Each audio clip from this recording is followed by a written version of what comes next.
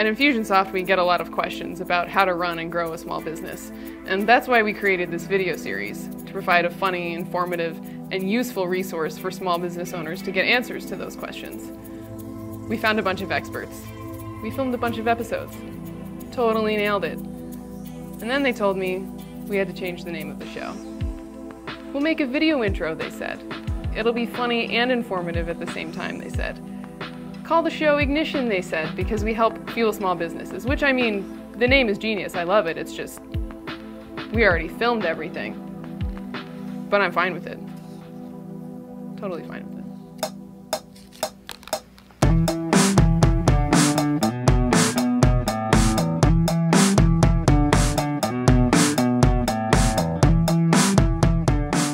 Welcome to the Success Lab. We'll be here every week to answer your questions about small business sales and marketing. Each week, we're going to take one question from our viewership. So today, I'd like to introduce myself. I'm Carrie Ballard, the Director of Content Marketing here at Infusionsoft. I am also a failed entrepreneur, which I can tell you about later, and an enthusiast of all things small business. And I'm Ellis Friedman. I run the blog here at Infusionsoft. I'm also a published author, and I am here to keep Carrie in check because she is a chatterbox. And I'm also the boss, so Right. This is going to be fun. But if this takes off, it's going to be leverage for my raise. We'll see. On that note, let's kick off our question for today.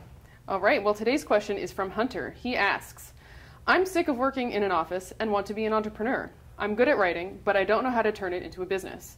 There are a million writers out there. How do I establish if there's a market out there for what I do, and how do I distinguish myself? So even though Hunter is a starting business person, I think there's a lot of lessons in his question that could be really helpful to other people. So I agree, and that is why today we have with us Pam Slim, author of Escape from Cubicle Nation and Body of Work. Pam is also a business coach and an awesome speaker. So thank you for being here today, Pam. Thanks for having me. So Pam, what advice would you have for Hunter? Well, the first piece of advice is that hating your job intensely is not a business plan.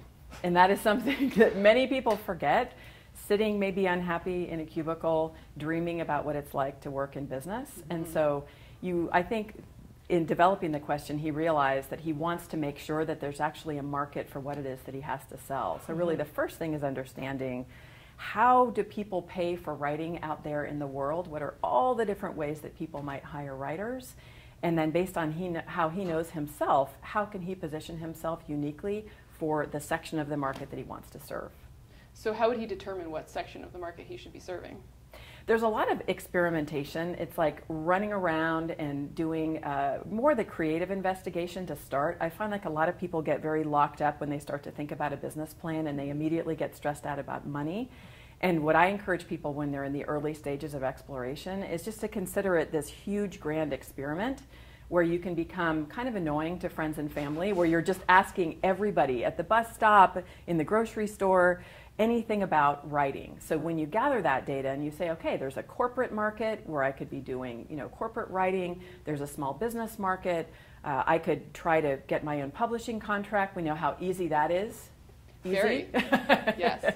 And so having all that big picture understanding, then he's going to begin the process of self-discovery and figuring out what is he interested in and who are the kinds of people who he loves to hang out with and gravitate towards. And to me, actually the most important thing that's really critical when you're in a small business environment is that you have to really believe in the kind of people that you'll be supporting in your writing.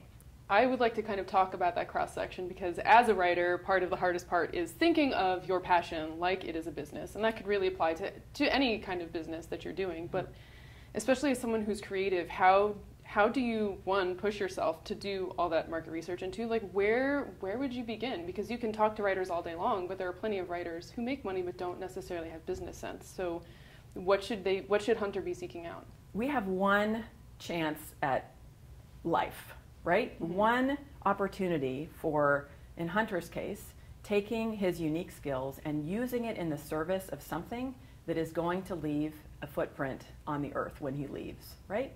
So when he's a grandfather and his grandkids are saying, so Grandpa, what did you do? What did you write about? He can say, was supporting youth sports organizations or, whatever it is. then that's going to be a missed opportunity for him to have taken the time and the energy to figure out what's the best use of his skills and ingredients. And you can sit back and say, oh my God, but I don't have the time and it's hard. How much do you want it? How much do you really want to be contributing something to the world? If it's important to you, if you really want to be using your skills, if you want to be pursuing mastery, which to me is the thing that's going to distinguish you there in the world of small business, it's worth taking the time to do it. Then you can go back to just being interested in the process of discovery. And one thing that I've learned in my own training is that your body doesn't lie, where if you begin to pay attention to those times where you just get absolutely super on fire. For me, it's like the underdog videos on YouTube. And at the same time, I can notice and I can feel in my body when I'm really not interested in something. So what Hunter wants to do is to begin, as a writer, this should be easy, is to carry a notebook around and begin to write notes and pay attention. Jim Collins, when he wrote Good to Great, talked about creating a notebook, which is a bug called Jim. And so he pretended he was a scientist observing this bug who was himself. But he would say, wow, Jim is very unhappy in this boring meeting. Oh, wow, Jim's happy, sitting back, exploring ideas. And he gathered all of this amazing information about when were the times in which he was really excited. I was thinking that you really have to fail just as much as you thrive to know what the difference in that feeling is. I was sharing when I started a failed entrepreneur because I wasn't passionate about what we were doing. There was a huge market, it was amazing, and I didn't care that much. And nothing is going to get you out of bed if you don't care. But you have to know that feeling of what doesn't care feel like as much as you need to know what feeling, you know, like what the care feels like to differentiate between the two. And how awesome is it to fail and to talk about failing? I am so proud of you because you just came right out there and talked about it. That is the kind of thing generally, for whatever reason, for us as humans, and especially as business owners, that totally terrifies us. We are vulnerable, we can feel shame about it, but that's the only way in which we learn how to do anything. It's totally impossible to be able to be really good at something unless you test and you try it. I think a realistic approach about what it really takes is huge. I think a lot of people enter into it thinking that they're only looking for the glory and not realizing that you have to suffer through the things to learn how to be good at what you do. So I appreciate the realism. So do you have any reading suggestions for Hunter for him to get started?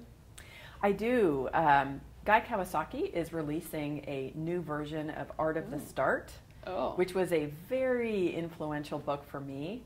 I happen to know Guy, and I love his approach to business. I feel like he has this perfect blend of really, really straight talking pragmatism in terms of knowing that you can't just make something up and, you know, sell a bunch of dreams, that you really have to have viability in your business idea, but huge passion for how it is that you can begin to develop your idea in a way that is going to make, in his case, product evangelist, because that's some way that he's really known. He worked for Apple as an evangelist, and that's a lot of what he talks about. And that does it for our first episode of the Success Lab. If you liked us, let us know. We accept compliments in the form of single malt scotch. My current favorite is the Balvenie, especially the Doublewood 12-year. And if you have a question for us, you can submit it to blog@infusionsoft.com. So we want to say thank you again to Pam Slim for coming today. We really appreciated your time and your insights. As we want to say thank you to the audience as well. And like Ellis, while I don't like scotch, I do like Skittles. So please feel free to send them and your questions along. Next week, tune in. We will be talking to Joe Courtney, and we look forward to hearing what your special small business questions are.